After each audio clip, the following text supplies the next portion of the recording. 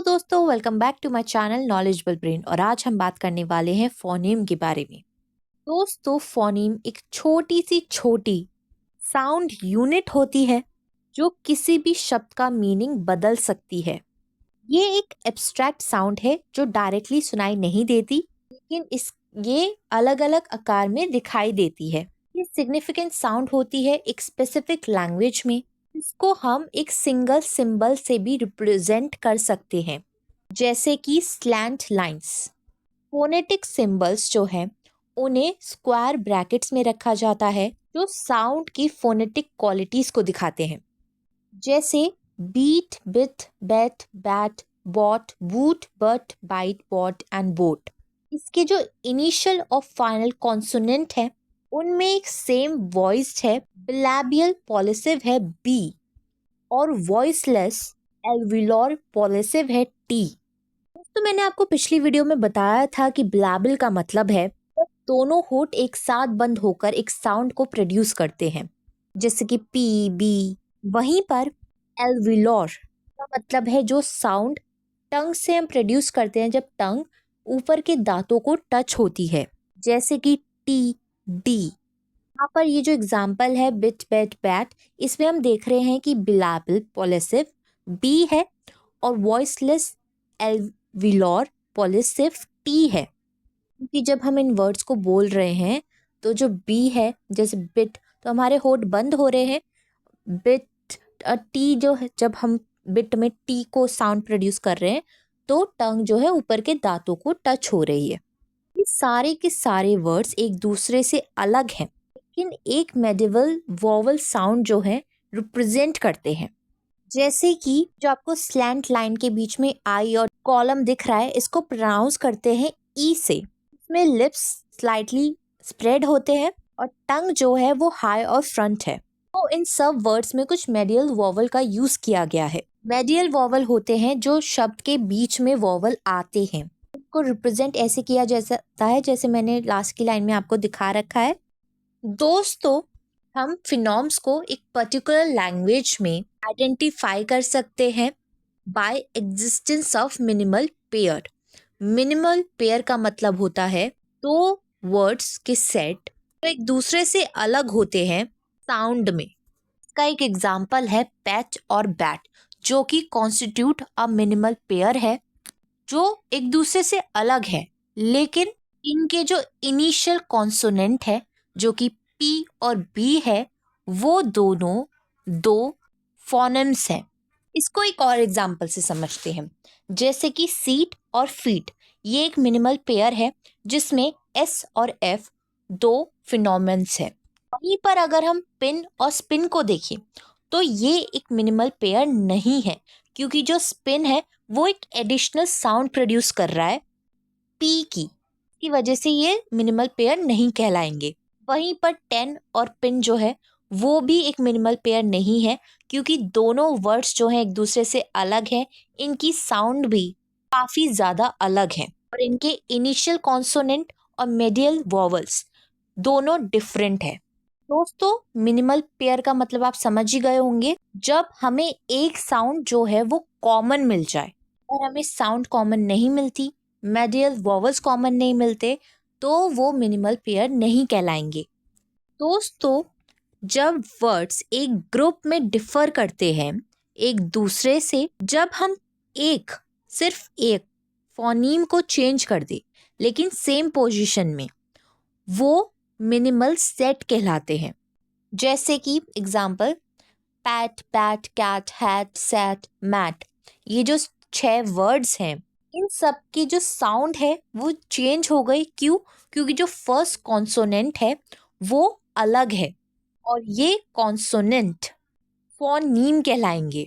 इनको सिंबलाइज किया जाएगा पी, बी, के, एच, एस और एम से। ये चीज़ शो करती है कि फोनीम्स जो है वो स्मॉलेस्ट कॉन्ट्रास्टिव लिंग्विस्टिक यूनिट होती है जो पूरे वर्ड के मीनिंग में एक चेंज ला सकती है। तो फोनीम एक डिस्टिंक्ट फंक्शनल यूनिट है लैंग्वेज की।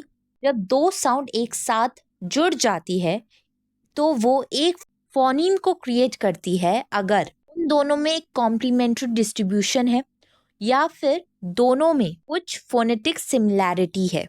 और वॉइसलेस ग्लॉटल फ्रिकेटिव एच और वॉइस वेसल नेसल एन एक साथ सेम फोनेटिक एनवायरनमेंट में इंग्लिश में अकर नहीं होते।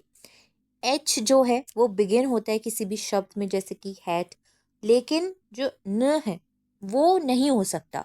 ये एक साउंड है जो प्रोड्यूस हो रही है हमारे नेसल से, नाक से, इसलिए ये साउंड्स एक साथ नहीं दिखी जाती है एक सिंगल फोनीम में, क्योंकि ये दोनों काफी ज्यादा अलग हैं।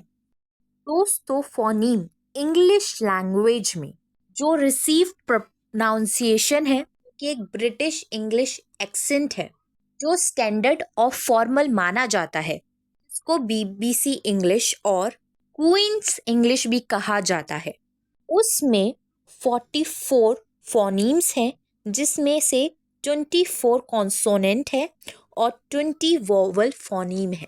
देखा जाए तो इंग्लिश अल्फ़ाबेट में 26 लेटर है, लेकिन उससे भी ज़्यादा उसमें आरपी है, ये प्रोनाउंसिएशंस हैं। ये साफ साफ क्लियर है कि जो फोनीम्स हैं उसमें कोई भी प्रीडोमिनेंट लेटर नहीं है लेटर स्पेलिंग का। ये जो पर्पस है इस बुक का वो एक सिंगल वे है रिप्रेजेंटेशन का, हमें कैसे हर एक फोनीम की ज़रूरत है, जिसकी वजह से हम सिंबल्स को यूज़ कर सकते हैं इंटरनेशनल फोनेटिक अल्फ़ाबेट के। चलिए दोस्तों, अब इस रिसीव प्रोनाउंसिएशन को समझते हैं। कॉन्सोनेंट में फर्स्ट डबल मीनिंग स्पेलिंग्स भी होती है जो कि रेयर होती है वन सिलेबल वर्ड्स में। एग्जाम्पल, बी जो है फर्स्ट साउंड होती है ऑफ बाय और बाय में, डी भी फर्स्ट साउंड होती है डाई और डाई में, और जी भी फर्स्ट साउंड होती है गू और गू में। मतलब कि इन सब वर्ड्स में जिस साउंड को हम ज़्यादा इम्पोर्टेंस दे रहे हैं, फोकस कर रहे हैं, वो फर्स्ट साउंड होती है।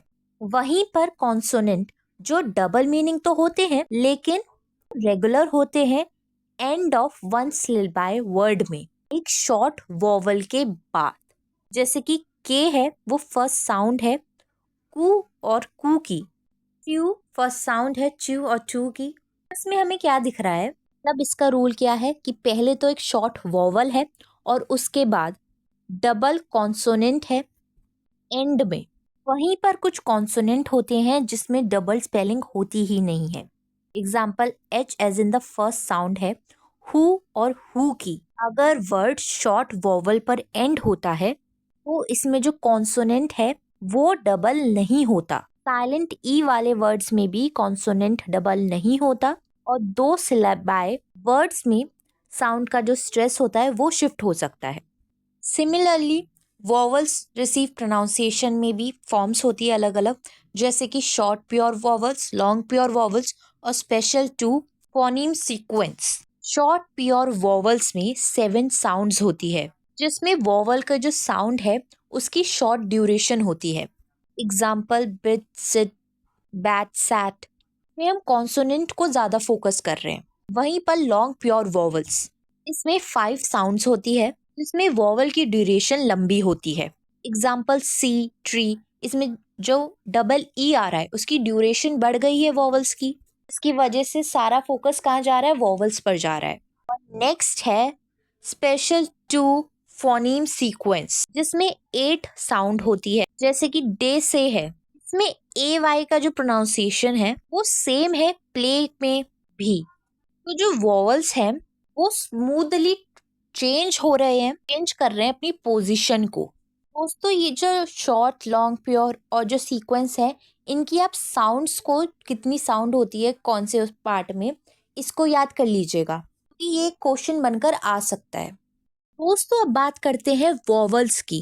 जब हम वॉवल्स की साउंड बोलते हैं, जब हम ए ई आई ओ यू बोलते हैं, तो लंग्स का एयर बिना किसी रुकावट के मुंह से निकलता है। का रीजन ये भी होता है कि मुंह में कोई स्ट्रेक्शन होती है, ना ही कोई नैरोइंग होती है। वोकल कॉर्ड्स जो है वो नॉर्मली वाइब्रेट कर रहे होते हैं, जिसकी वजह से वॉवल्स वॉइस्ड हैं। दोस्तों, जब भी हम कॉन्सोनेंट या वॉवल का साउंड प्रोड्यूस करते हैं तो टंग एक्टिव आर्टिकुलेटर, यानी कि टंग जो है वो ऊपर उठती है, और पैसिव आर्टिकुलेटर मतलब ऊपर उठकर पैलेट की तरफ मूव करती है, जिसकी वजह से जो टंग है वो 3 पार्ट्स में डिवाइडेड है, फ्रंट, सेंटर और बैक। और पैलेट जो है वो हार्ड पैलेट होते हैं, सेंट्रल पैलेट होते हैं। सेंट्रल पैलेट मतलब जो माउथ का जो रूफ होता है वो हार्ड और सॉफ्ट के बीच में सेंट्रल पैलेट होता है, और तीसरा होता है सॉफ्ट पैलेट। जो वॉवल्स प्रोड्यूस होते हैं फ्रंट टंग से वो और रेज्ड होते हैं हार्ड पैलेट की ओर, उनको फ्रंट वॉवल्स कहा जाता है। वहीं पर बैक वॉवल्स प्रोड्यूस होते हैं टंग की बैक से जब वो रेज्ड होती है सॉफ्ट पैलेट की ओर, और वो वोवल्स जो प्रोड्यूस्ड होते हैं सेंटर से जब टंग रेज होती है, उसको वो टच होती है हार्ड पैलेट और सॉफ्ट पैलेट के बीच में, तो उसको सेंट्रल वोवल्स कहा जाता है। अब वोवल्स जो है वो अगेन डिवाइडेड हैं 2 कैटेगरीज में, अनराउंडेड और राउंडेड वोवल्स में। अनराउंडेड वॉवल्स वो होते हैं जो आर्टिकुलेशन के वक्त जो लिप्स होती है वो स्प्रेड हो जाते हैं या न्यूट्रल हो जाते हैं। वहीं पे राउंडेड वॉवल्स वो होती है जब जब आर्टिकुलेशन के दौरान लिप्स जो हैं वो राउंड हो जाते हैं किसी आवाज़ को प्रोड्यूस करने के लिए, जैसे कि फूल, कोट, इसमें जो है लिप्स कैसे हो गए राउंड। अनराउंडेड का एग्जाम्पल है जैसे सीट, सिट, सेट, इसमें लिप्स क्या हो रहे हैं, स्प्रेड हो रहे हैं। दोस्तों आई होप आपको ये वीडियो समझ में आ गई हो, और वीडियोस देखने के लिए हमारे चैनल को लाइक करें, शेयर करें और सब्सक्राइब करना ना भूलें। अगली बार फिर मिलेंगे एक और नई वीडियो के साथ। Thank you for watching this video.